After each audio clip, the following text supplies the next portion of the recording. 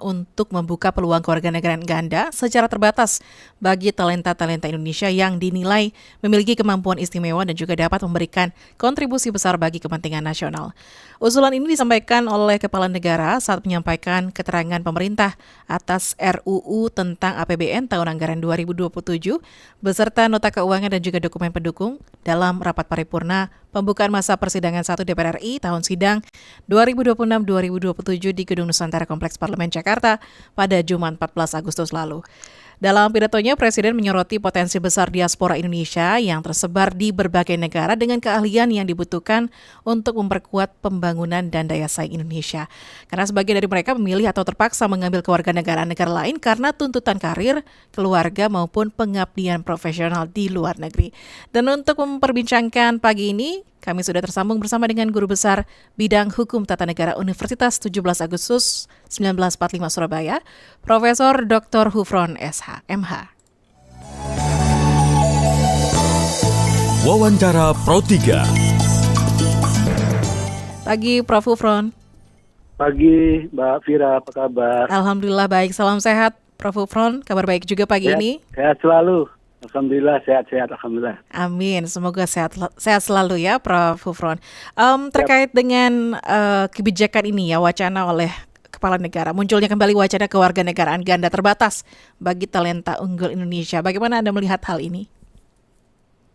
Ya, Mbak Fira, menurut saya ini satu ide yang menurut saya di satu sisi adalah bagus, tapi tentu memang dengan catatan seperti yang disampaikan Mbak Fira tadi, tidak hanya terbatas, menurut saya adalah juga selektif gitu. Ya. Di satu sisi bahwa memang benar Undang-Undang Nomor 12 2006 itu menganut asas kewarganegaraan tunggal. Sehingga kalau ini misal diusulkan perubahan, dibuka kemungkinan ada perkecualian, ada kewarganegaraan, tentu catatan saya adalah tadi bahwa harus ada kejelasan sesungguhnya siapa-siapa yang dianggap memiliki talenta istimewa gitu. Walaupun di situ sudah disebut, tapi kemungkinan itu adalah sebagai contoh. Misal ilmuwan, atlet, ahli IT, pengusaha misalkan, dan seterusnya itu, ini sebagai contoh yang menurut saya perlu nanti ada yang disebut sebagai uji integritas, uji nasionalitas dalam konteks rekam jejak sebelumnya, dalam konteks apa yang sudah dilakukan 5 tahun yang lalu berkontribusi buat bangsa dan negara ini. Kira-kira itu catatan awalnya, Mbak Mira. Oke, tapi nanti kalau misalnya memungkinkan, apakah akan ada penyesuaian regulasi juga, Prof. Hufron? Iya, tentu. Karena memang di Undang-Undang Kewarganegaraan kita, untuk duit kewarganegaraan itu di pasal 4, itu berlaku hanya untuk anak yang dimana dilahirkan dari satu perkawinan campuran. Artinya dari dua warga negara yang berbeda, salah satunya adalah warga negara Indonesia. Yang kedua adalah anak yang dilahirkan pada suatu negara yang menganut asas ius soli, pengakuan kenegaraan berdasarkan kelahiran, tapi kemudian orang tuanya itu adalah orang Indonesia.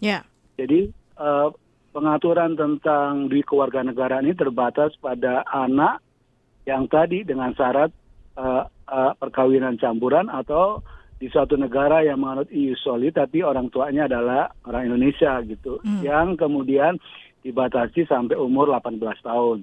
Jadi setelah umur 18 tahun yang bersangkutan harus mengambil keputusan apakah dia berwarga negara Indonesia atau warga negara lain gitu. Itu pilihannya. Oke. Tapi bagaimana kemudian negara bisa memastikan kalau kebijakan ini nantinya menguntungkan ya untuk Indonesia, bukan sebaliknya malah merugikan? Ya, mungkin lebih ke soal bukan untung rugi, tapi adakah benefit atau manfaat maslahat buat bangsa ini gitu. Sehingga menurut saya tadi, kenapa saya menyebut tidak hanya terbatas tapi sangat selektif bahwa para kandidat diaspora yang kemudian akan diberikan 2 kewarganegaraan, salah satunya adalah warga negara Indonesia, kita punya pengalaman sejarah, misalnya Pak Arsanda di waktu itu ternyata diangkat menjadi menteri, tapi ternyata yang bersangkutan memiliki paspor Amerika gitu. Artinya kelak ada kemungkinan bahwa yang bersangkutan diaspora itu sekarang berkeluarga negara lain, misal Amerika kah, Inggris kah, Belanda, Jerman misal. Tapi di satu sisi ternyata ada rekam jejak yang luar biasa, yang itu sangat signifikan misalkan dalam konteks lompatan kemajuan buat bangsa Indonesia kalau dia diberi peran-peran strategis gitu. Yang itulah yang menurut saya peran-peran strategis itu yang kemudian diuji dengan uji rekam jejak gitu. Untuk memastikan apakah memang betul bahwa yang bersangkutan itu bisa berperan yang melampaui atau melakukan lompatan-lompatan penting dan berkontribusi besar buat pembangunan bangsa gitu. Bukan semata nanti komoditas gitu. Artinya bahwa ini kepentingan bangsa negara itu menjadi tolok ukur tentang dibukanya perkecualian khusus ini kaitan dengan duit kewarganegaraan. Artinya ini bisa menarik juga ya, Prof. Hufron, untuk mereka para diaspora yang sudah bisa dikatakan sukses di luar negeri untuk menarik mereka pulang secara bisa dikatakan dengan kebijakan ini untuk berkontribusi lagi untuk Indonesia. Apakah ini setuju, Prof. Hufron, dengan pernyataan ini? Ya, jadi memang setiap kebijakan itu kan mesti ada plus minusnya ya. Selalu ada hitungan di satu sisi ada mungkin disebut sebagai benefit, ada manfaat buat masyarakat, tapi mungkin di sisi lain juga ada titik lemah atau celah yang kemudian harus dicegah, ditutupin supaya kemungkinan titik lemah itu jangan sampai terjadi atau muncul. Misalkan pada kasus ada seorang diplomat Indonesia di satu sisi, kemudian ketemu diplomat Amerika di sisi lain. Ketika hendak merit, maka salah satu harus mengundurkan diri menjadi seorang diplomat. Kenapa? Ya karena jangan sampai terjadi ada konflik kepentingan, tentu kepentingan bangsa dan negara, kepentingan keamanan dan kedaulatan negara di satu sisi. Jadi disinilah menjadi penting yang saya sebut tadi, uji integritas, uji nilai-nilai kebangsaan, komitmen besar terhadap bangsa dan negara ini misalkan, yang itu menurut saya bukan formalitas tapi sungguh-sungguh